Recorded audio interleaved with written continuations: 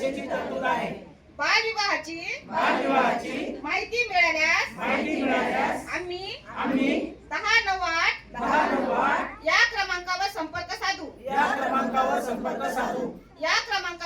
या क्रमांकावर संपर्क साधणाऱ्या व्यक्तीचे नाव